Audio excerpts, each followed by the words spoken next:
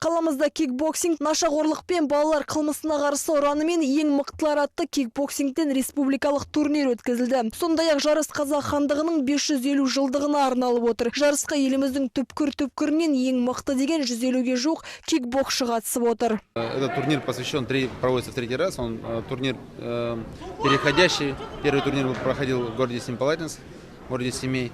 Второй турнир проходил в городе Павлодаре. И третий турнир принял Северо-Казахстанская область, город Петропавловск. Этот турнир посвящен также памяти тренеров, внесших большой вклад в развитие кикбоксинга в Республике Казахстан. Бірінші болып шаршаланға 51 салмақ дәрежесінде Атырау және Тараз өңірлерінің кикбоксшылары шықты.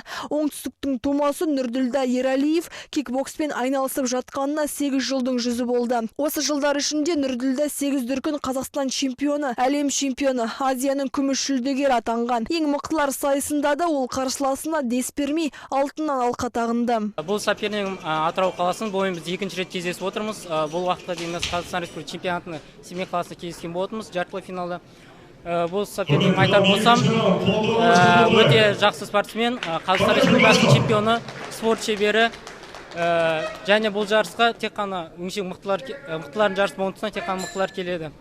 Өзімнің тренировкамның арқасында жасаған тренерімнің айтқан совет арқылы жеңіске жеттім. Айта кету керек, республикалық ең мықты кикбоксшылар қатысқан сайыста жалғыз ғана нәзік жандылар жұбы болды. Павлодарлық Юлия Иванова мен солтүстік қазақстандық Жадыра Ахмадиева өткізген кездесуде Юлияның бағы жанып, кикбоксшы қыз турнирдің жеңімпазы атанды. Сөзінше қарсыласымен Қазақстан чемпионатының финалында кездесіп ұтылып қалған. Енді міне спортшы қыз есесін қайтарып алды. Фулл кик, К1 және лоу кик бағыттары бойынша өткізілген республикалық турнир 8 салмақ дәрежесі бойынша өтті. Чемпион атанғандар әлем чемпионатына жолдама алатын болады.